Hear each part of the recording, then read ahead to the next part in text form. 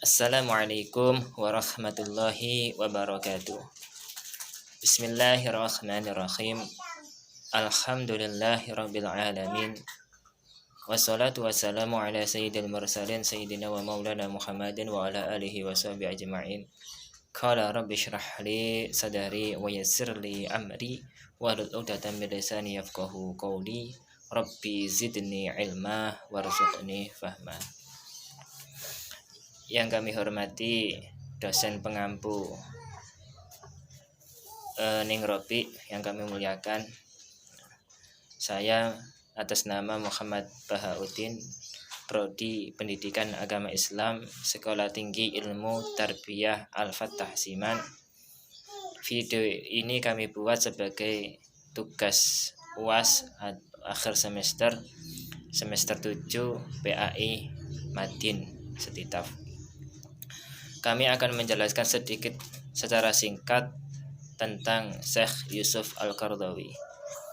Beliau Syekh Yusuf Al-Qaradawi yang bernama lengkap Yusuf Qaradawi atau Muhammad Yusuf Al-Qaradawi, yang dilahirkan tanggal 9 September di tahun 1926, yang dilahirkan di desa Turab, Mesir, desa Turab, Mesir. Beliau sejak kecil dalam keadaan yatim piatu, kemudian diasuh oleh pamannya. Karena kecerdasan, karena kepandaian dari Syekh Yusuf Al-Qaradawi, ini pamannya sangat mencintai beliau, sehingga dianggap seperti anaknya sendiri. Bahkan kecerdasan Yusuf Al-Qaradawi kecil ini sudah bisa dilihat sejak usia 5 tahun dia itu sudah belajar Al-Quran, dan di usia 10 tahun beliau sudah hafal Al-Quran. Karena kefasihan, kemahiran Yusuf Al-Qaradawi di dalam melantunkan Al-Quranul Karim, sehingga beliau dipercaya menjadi imam. Nah, dalam pendidikan Syekh Yusuf Al-Qaradawi, beliau itu belajar di Ma'had Tantoh, dan selesai di waktu usia 5 tahun selesai. Bahkan di tingkat doktoral beliau menulis Az-Zakah wa Atharuha fi Masyayikhil Ijtimaiyah, zakat dan pengaruhnya dalam memecahkan problematika sosial. Itu Syekh Yusuf Al-Qaradawi. Kemudian karya-karyanya juga banyak sekali. Buku-buku beliau itu juga banyak, tentang KPR, tentang banyak sekali. Kemudian Syekh Yusuf Al-Qaradawi di dalam model pemikiran, beliau itu pemikir tentang sejarah. Oleh karena itu aspek historis mengitarinya tidak terlepas begitu saja. Namun pemikiran Yusuf Al-Qaradawi tidak dapat dilepas dari pemikiran Islam. Sikap moderat yang dilekatkan pada pribadi Yusuf Al-Qaradawi tersebut tidak dapat diabaikan. Dalam masalah ijtihad, Qaradawi termasuk ulama yang kontemporer yang menyuarakan bahwa menjadi seorang ulama mujtahid yang berwawasan luas, yang berpikir objektif, ulama harus lebih banyak membaca, lebih banyak mentelaah buku-buku atau kitab-kitab agama yang ditulis, baik dari kalangan yang ditulis oleh orang Islam sendiri atau yang ditulis oleh orang non-Islam. Yusuf Al-Qaradawi seorang ulama yang identitas dengan melalui tulisan-tulisannya. Itu adalah Syekh Yusuf Al-Qaradawi. Di antara pemikiran beliau itu adalah tidak taklid, tidak mudah percaya dengan tulisan-tulisan sebelum beliau sendiri membuktikan atau mencari kebenaran dari tulisan-tulisan tersebut. Kemudian di antara pemikiran beliau adalah mempermudah, tidak mempersulit. Di zaman sekarang, maka yang dibutuhkan adalah solusi. Itu pemikiran beliau.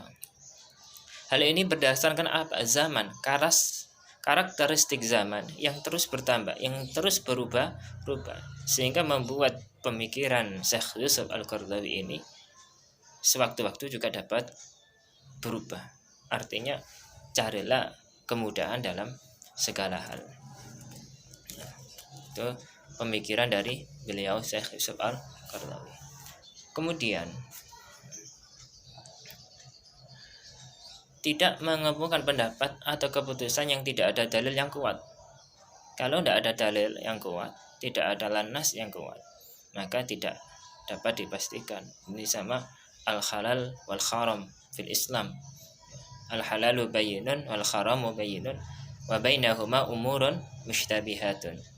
Halal itu jelas. Kejelasan artinya apa? Ada nas yang mengatakan hal kejelasan kehalalan perkara tersebut. Sama kalau menurut Abu Hanifah al-halalu madalla ala khilli, dalilun ala khilli. Sesuatu yang menunjukkan ada dalil kehalalannya. Ini menurut Imam Abu Hanifah. Sedangkan menurut Imam Asy-Syafi'i radhiyallahu taala anhu, al-halal madalla ad-dalilu ala takhrimi. Sesuatu yang di situ al-haram mubaddal ad-dalilu ala tahrimi. Perkara yang haram adalah perkara yang ada dalil keharamannya.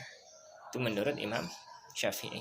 Sehingga sesuatu yang tidak ada dalil keharamannya, maka ini nanti bisa masuk pada kategori halal, kecuali kalau ada kesepakatan ulama yang mengatakan bahwa hal itu adalah haram.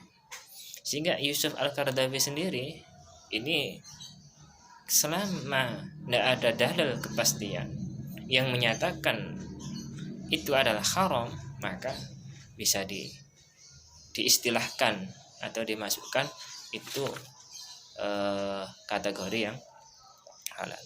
Banyak pemikiran-pemikiran beliau yang tentu saja tidak bisa kami jelaskan secara terperinci. Mungkin kiranya sekilas atau singkat daripada biografi ataupun sedikit pemikiran Syekh Yusuf Al-Qaradawi. Dari kami tentu banyak kesalahan, mohon maaf yang sebesar-besarnya. Akhirul kalam, ihdinas siratal mustaqim. Assalamualaikum warahmatullahi wabarakatuh.